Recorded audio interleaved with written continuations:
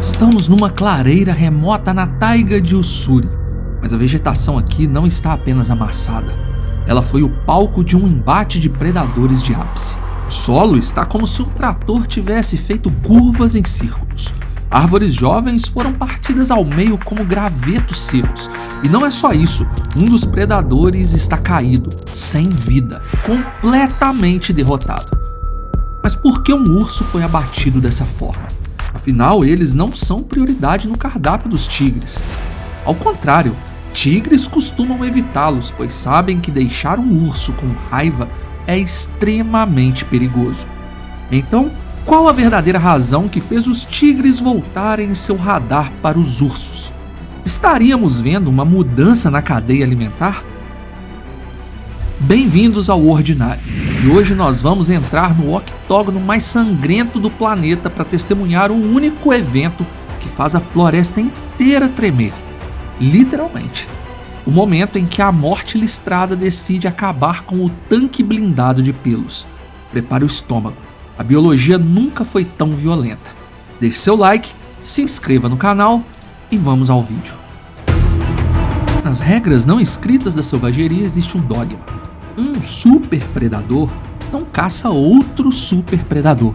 O custo é alto demais. Um osso quebrado não é apenas uma lesão, é uma sentença de morte lenta por inanição. Um corte profundo pode se curar, mas também pode infeccionar em questão de horas. Mas aqui no Inferno Verde do Extremo Oriente Russo, as leis são editadas pela Mãe Natureza e uma mudança significativa vem acontecendo. É o momento em que o tigre de Amur, um fantasma de até 300 quilos, decide que o urso pardo não é um rival, mas sim uma refeição. A crença geral nos diz que o urso é o dono da floresta. Mas no verão, quando a taiga se transforma em um labirinto sufocante, surge um soberano muito mais sádico. Talvez você esteja se perguntando, um tigre realmente consegue abater um urso adulto? E a resposta é sim. E a forma como isso acontece é de uma brutalidade que beira o terrorismo biológico.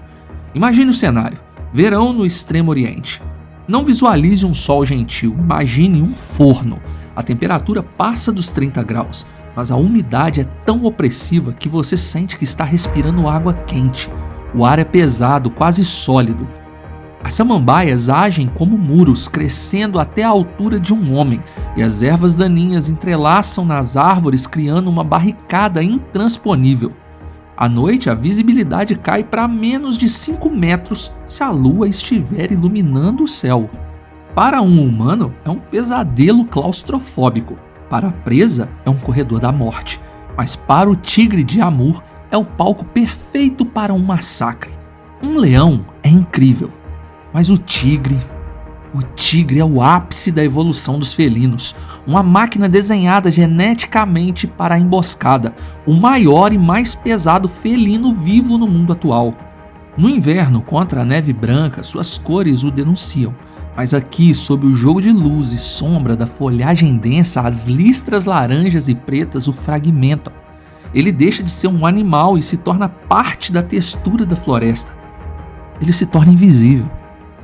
Enquanto no inverno o estalo da neve entregaria sua posição a quilômetros, no verão as almofadas macias de suas patas tocam o musgo e a folha podre sem emitir um único decibel. Ele é um espectro faminto. E vagando por esse mesmo Inferno Verde, cheio de arrogância, está o urso pardo. Ele caminha como se fosse o proprietário da escritura da terra. Ele arrebenta arbustos, bufa, vira pedras com estrondos procurando larvas. Ele confia na sua própria invulnerabilidade e essa arrogância é a sua sentença. Dados científicos revelam um padrão aterrorizante. É justamente agora, quando a floresta é mais densa e o tigre é mais invisível, que os ataques acontecem. Não são brigas de bar, é caça deliberada e premeditada. Mas por que um tigre arriscaria sua vida contra um titã blindado? Pragmatismo cruel. O tigre de Amur é um motor de alta performance que queima combustível a uma taxa alarmante. Um macho dominante precisa de 10 kg de carne pura por dia, apenas para não definhar. Para estar no auge, ele precisa de 20. Caçar um cervo ou um javali gasta energia, é preciso correr e é preciso perseguir. Mas e o urso? O urso é uma bateria biológica ambulante, uma montanha de gordura e proteína de alta densidade. Abater um único urso garante combustível por uma semana, talvez 2. O risco é suicida, mas a recompensa é colossal. Olhe para o tigre. Não o veja como um gato grande, veja como um bloco de músculos compactos projetado para a explosão instantânea. Seus caninos são adagas de 8 a 10 centímetros.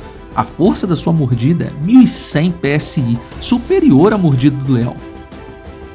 Mas a arma principal não está na boca, está nas patas. Um golpe de pata de um tigre adulto carrega a energia cinética de uma marreta industrial. Primeiro, pelo tamanho. Elas podem medir até 23 centímetros de diâmetro. Acrescente isso uma massa corporal de até 300 quilos e saiba que um golpe já é o suficiente para desmaiar a maioria dos seres vivos. Mas ainda temos as garras, lâminas curvas e retráteis, que são expostas apenas milissegundos antes do impacto para rasgar a pele grossa. O tigre é um neurocirurgião do combate. Ele conhece a anatomia da vítima instintivamente. Ele nunca, jamais, ataca um urso de frente como um leão faria na savana. Ele perderia vergonhosamente e por isso foge na maioria das vezes quando o embate é cara a cara com o urso. O tigre ataca pela retaguarda ou pela lateral, mirando a base do crânio ou a cervical. A missão é desligar o sistema nervoso central antes que a vítima perceba que está lutando. Se o ataque falhar, se a luta durar mais que alguns segundos, o jogo vira. Porque do outro lado está o urso pardo do Ussuri, uma subespécie de urso pardo que não é um animal fofo, ele é um tanque de guerra com pelos. Machos dominantes podem ultrapassar os 400 quilos. Se o felino é agilidade e precisão, o urso é a personificação da força bruta e inevitável. Sua pele é espessa, coberta por uma pelagem densa e uma camada de gordura subcutânea que atua como um colete protetor natural. Seus ossos são densos, seu crânio é uma rocha maciça.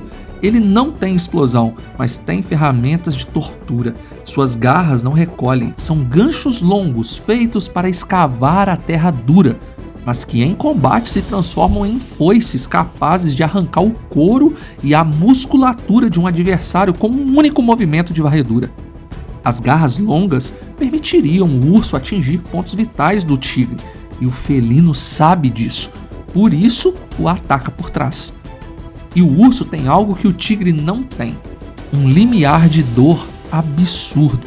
Um urso ferido não foge, ele entra em modo berserker.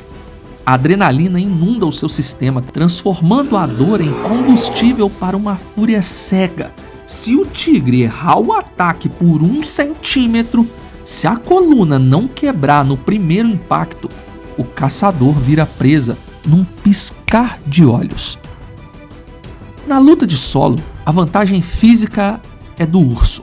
Ele pode simplesmente usar sua massa gravitacional para prensar o felino, sufocá-lo sob meia tonelada de banha e músculos e atingir seu ventre com as garras. Mas a batalha começa muito antes do primeiro golpe. Começa com você deixando seu like para que esse vídeo circule no YouTube. E começa com perseguição. O tigre pode seguir o rastro de um urso por dias. Ele estuda, ele analisa, ele espera um momento de vulnerabilidade total. Pense assim, o urso encontra uma carcaça ou um arbusto carregado de frutos. Ele faz barulho, mastiga e está em êxtase alimentício. O vento sopra do urso para o tigre. Isso é vital. O tigre se aproxima contra o vento, anulando o olfato aguçado da presa. Ele cola o ventre no chão. Seu corpo se torna um fluxo líquido entre as folhagens. Ele não pisa em galhos secos. Cada passo é calculado por milhões de anos de seleção natural. Ele encurta a distância, 50 metros, 30, 10. Nesse instante, o tempo é essencial para a vitória. Seus olhos travam em um único ponto, a nuca do urso, o interruptor da vida. Um salto, uma mordida certeira, um abraço com as garras travadas. Segundos depois, o tigre tem um banquete. Mas e se o urso reage? E se ele se move no último milésimo de segundo e a mordida atinge apenas o ombro? Aí, meus amigos, começa o moedor de carne. Se o tigre não fugir, ele vai perder e ele vai morrer. Mas e casos reais? Bem, vamos a eles. O site Big Cat Rescue, Wild Cats in the Wild or Mission Day Future traz uma matéria detalhada comprovando que pesquisadores descobriram que ursos pardos compõem até 10% da dieta de tigres na região da divisa da Rússia com a China.